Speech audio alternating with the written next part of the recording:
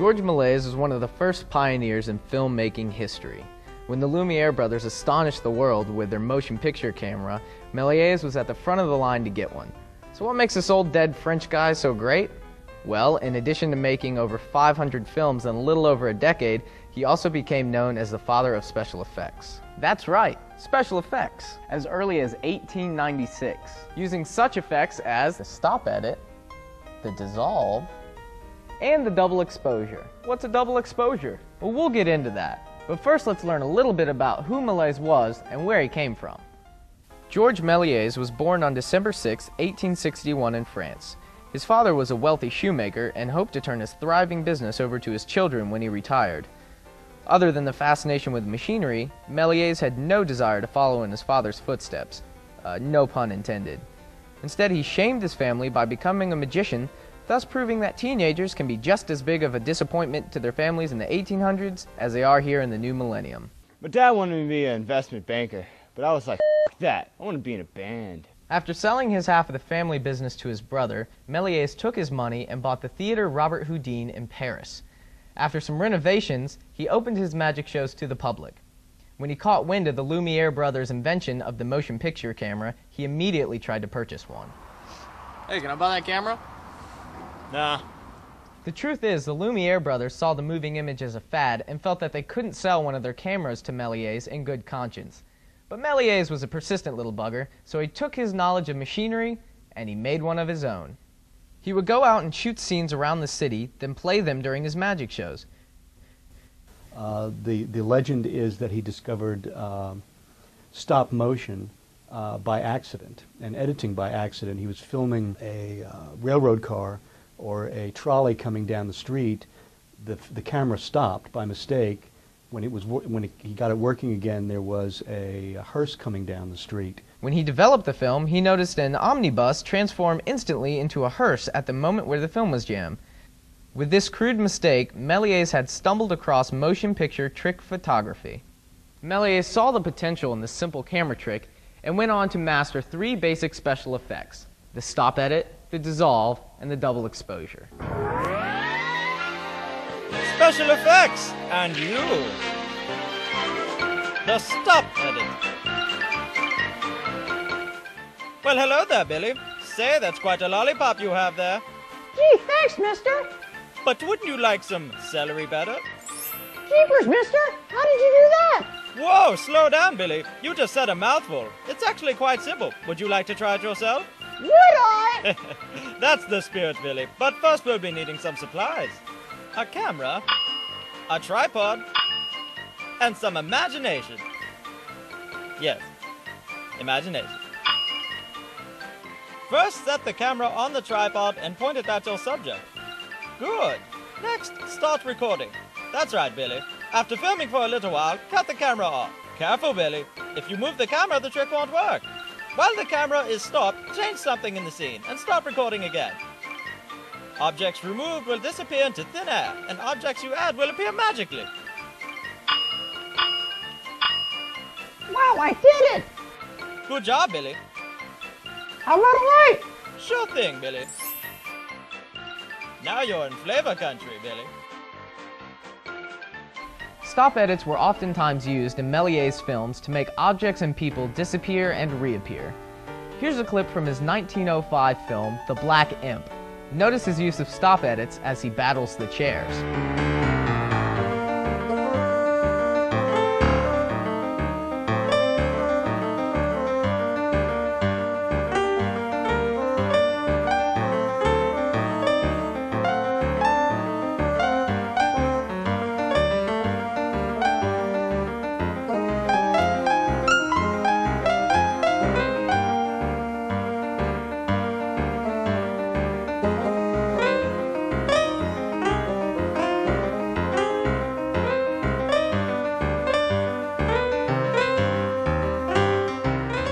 As he gained more experience with motion pictures, Melies started experimenting with more complicated camera tricks.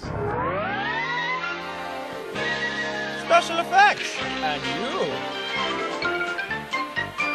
The dissolve. Now that we've mastered the stop edit, let's move on to the dissolve. Gee, mister, what's a dissolve? I'm glad you asked, Billy. A dissolve is a gradual transition from one image to another. Golly, can I try a dissolve? I don't know, Billy. It's slightly more complicated than the stop edit. Are you up to the challenge? Am I ever? Well, you'll be needing those same supplies as before.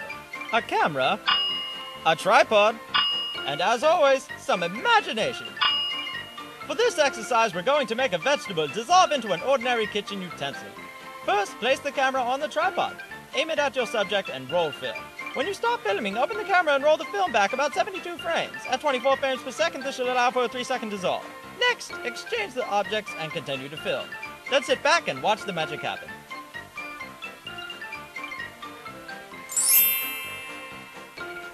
Wow, that's amazing! Careful, Billy. That's sharp. Now run along and show your friends. Dissolves were used in Melies' films to fade from one scene to another. He also used them to give the illusion that objects were changing form. In 1904, he made the film The Untamable Whiskers, which featured the dissolve.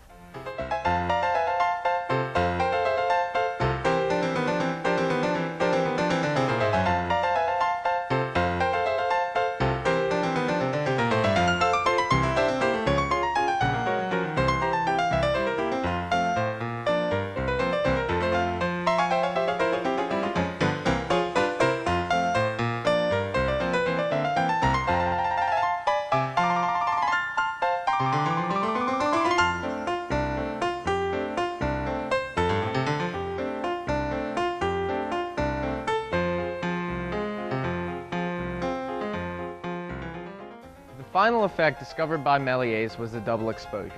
Using the double exposure, Melies could superimpose one image over another. This became a common technique in filmmaking for creating ghost-like images or adding people or objects to a scene that were not originally there. Special effects! And you! The double exposure.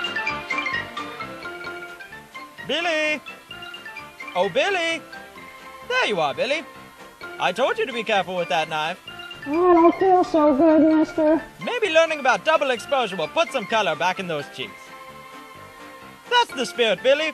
But first, let's get some supplies. For this, we'll be needing a camera, a tripod, a cardboard tube, a pair of scissors, a spatula, a half-eaten candy bar, a magic 8-ball, a tennis racket, a calculator, a roll of duct tape, a tube of toothpaste, a coat hanger, and a can-do attitude. Now we're ready to try a double exposure. Pay attention, Billy. This is important. On second thought, Billy, why don't you just set this one out? Similar to the dissolve, a double exposure requires you to expose a strip of film twice. Stand in front of the camera and roll film. Then take 2 steps to the right and expose that same film again. You'll appear in the scene twice. It's that easy. Looks like Billy's got the hang of this one. I did it! You sure did, Billy.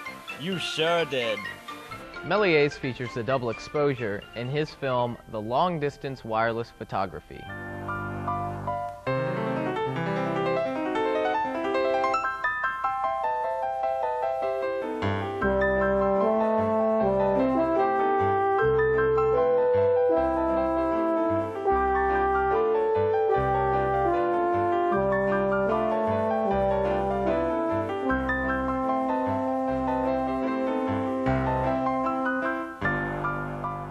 While some of the effects used in Melies' films may have seemed crude and jagged, they have had a major influence on special effects in today's cinema. Improvements in technology have allowed for today's filmmakers to create some pretty spectacular special effects. Though it's rare, you can still find stop edits in some of today's films. Take a look for yourself. In these scenes from Eternal Sunshine of the Spotless Mind, the director uses stop edits to give the illusion of an instantaneous change of environment.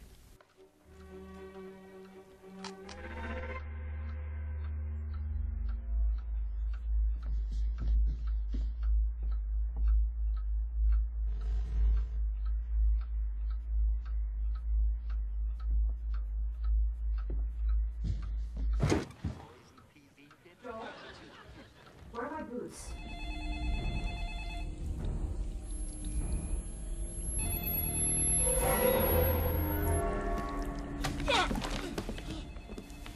Here's a shot from The Ring using a stop edit to bring the character close to the camera in an instant.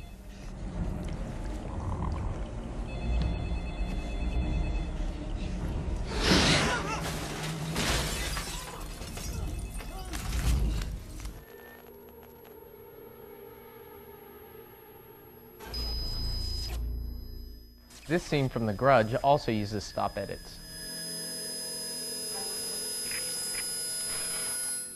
Unlike stop edits, dissolves are used much more frequently in modern-day films and are primarily used to imply the passage of time between two scenes. Take a look at some dissolves from today's cinema.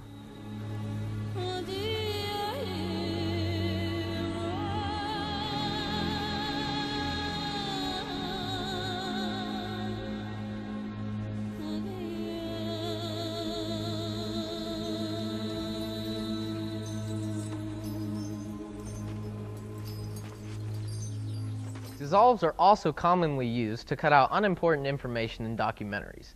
And documentaries have been around since the beginning of film. Examples like this started popping up more and more as filmmaking became more popular. On the playground, I lost my first tooth because I fell off the swing set. I was acquitted of all charges, and it's erased off my permanent record. That is where babies come from. Moving on. The double exposure is still used in some of today's films to superimpose one image over another. Here we can see the Holy Grail being superimposed over a castle using double exposure in the film Monty Python and the Holy Grail.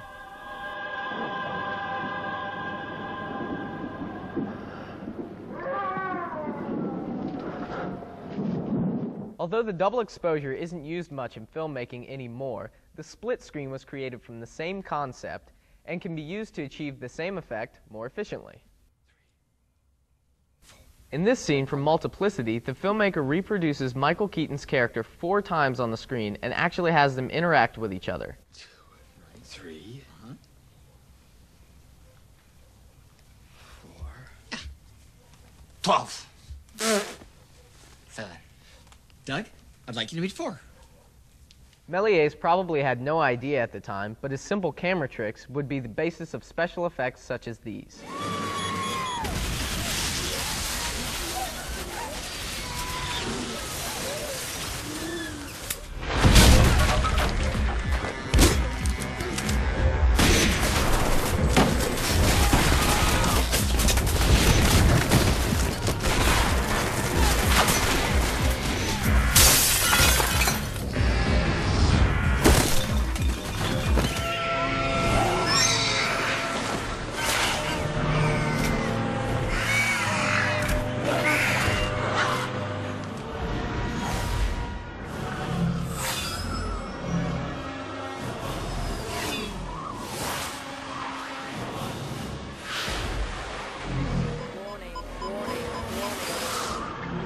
Though he had a great impact on the film industry, Melies was never really seen as a filmmaker.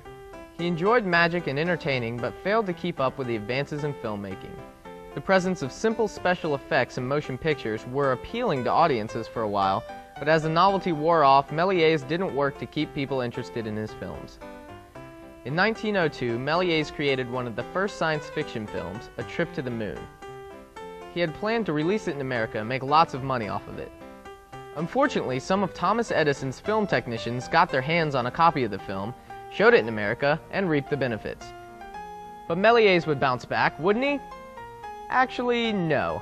After the novelty of his films wore off, he went bankrupt and spent the rest of his life broke and working in a toy store. Well, I guess all stories can't have happy endings. Though he died forgotten and penniless in 1938, Melies' films can still be found in the deep recesses of Joyner Library. But the influence from his works can be seen in many of today's films.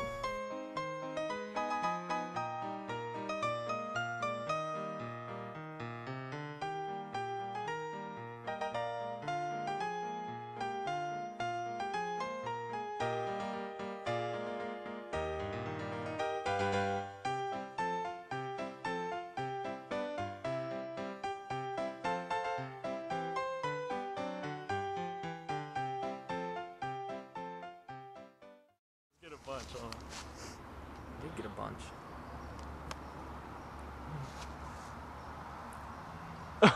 bunch.